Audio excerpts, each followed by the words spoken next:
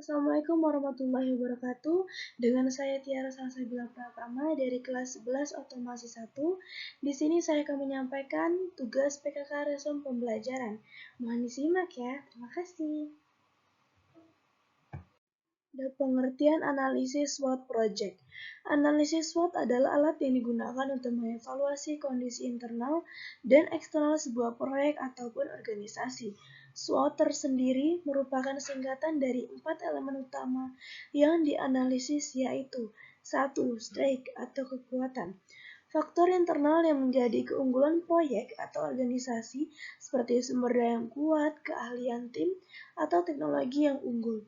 2. Itu ada weakness atau kelemahan. Faktor internal yang menjadi kelemahan atau hambatan dalam proyek seperti keterbatasan dana, kurangnya pengalaman, atau masalah dalam manajemen.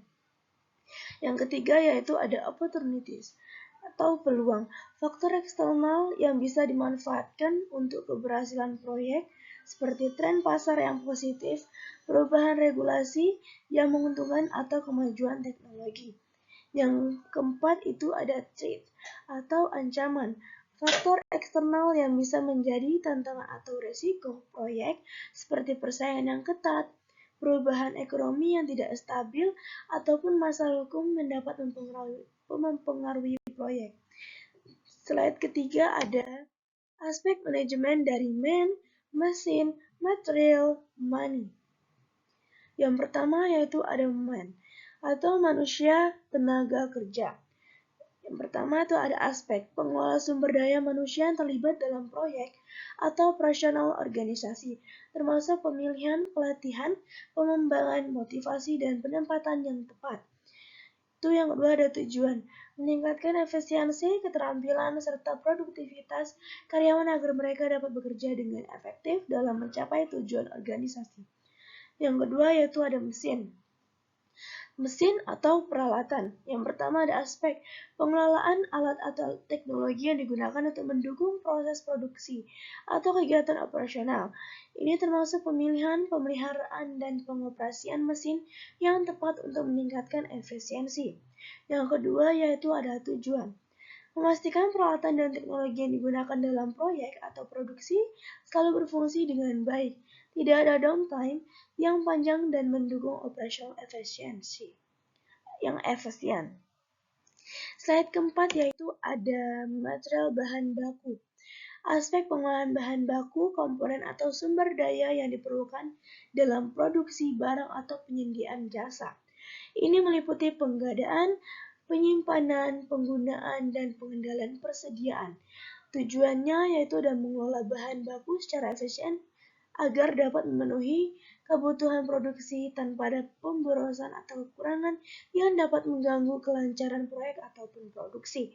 Yang keempat itu ada money, uang atau keuangan. Pertama ada aspek pengelolaan keuangan yang tersedia untuk menjalankan proyek atau operasional organisasi, termasuk penganggaran, pembiayaan, pengendalian biaya, dan perencanaan keuangan. Tujuannya supaya menjamin aliran dana yang cukup dan penggunaan yang efisien. Proyek atau operasional tetap berjalan lancar dan tidak melebihi anggaran. Slide kelima, yang pertama yaitu ada fishbone diagram. Diagram tulang ikan. Fishbone diagram atau disebut juga Ishikawa diagram adalah alat yang digunakan untuk mengidentifikasi dan memvisualisasikan berbagai kemungkinan penyebab dari suatu masalah. Teknik ini digunakan untuk menemukan akar penyebab dari masalah tertentu dan membantu dalam menganalisis faktor-faktor yang mempengaruhi hasil. Sebuah proyek mengalami keterlambatan pengiriman. Fishbone diagram bisa digunakan untuk menggali penyebabnya, yaitu seperti manusia, kurangnya pelatihan pada staf. Itu ada mesin yang rusak atau tidak berfungsi optimal. 3. Ada material, bahan baku yang terlambat datang. 4. Ada metode, prosedur kerja yang tidak efisien. Yang kelima ada lingkungan, faktor cuaca yang tidak terduga. Yang kedua yaitu ada analisis SWOT, adalah teknik yang digunakan untuk mengevaluasi situasi internal dan eksternal dengan cara mengidentifikasi kekuatan strength, kelemahan weakness, peluang opportunities, dan ancaman threat yang dihadapi oleh proyek atau organisasi. Jika sebuah perusahaan sedang menghadapi masalah dalam meningkatkan penjualan, analisis SWOT bisa membantu. Contohnya seperti stake, merek yang kuat, produk berkualitas. Yang kedua ada weakness, pemasaran yang kurang agresif. Yang ketiga ada opportunities, ada pasar yang sedang berkembang. Yang keempat ada threat, persaingan yang semakin intens. Yang ketiga ada FMEI, Failure Mode and Effect Analysis. FMEI adalah teknik yang digunakan untuk mengevaluasi potensi kegagalan dalam suatu sistem atau proses dan menilai dampak dari kegagalan tersebut. Tujuan FMEI adalah untuk mengidentifikasi potensi masalah sebelum terjadi, sehingga langkah pencegahan bisa diambil. Contohnya seperti misalnya dalam proses produksi, sebuah perusahaan ingin menganalisis potensi kegagalan pada produk pengemas. Contohnya itu seperti ada failure mode, mesin pengemas macet. Yang kedua ada efek, keterlambatan pengiriman, ketidakpuasan pelanggan. Yang ketiga ada causes, kekurangan perawatan komponen yang aus. Yang keempat ada RPN, skor diberikan untuk severity, occurrence, dan dictation untuk menentukan prioritas.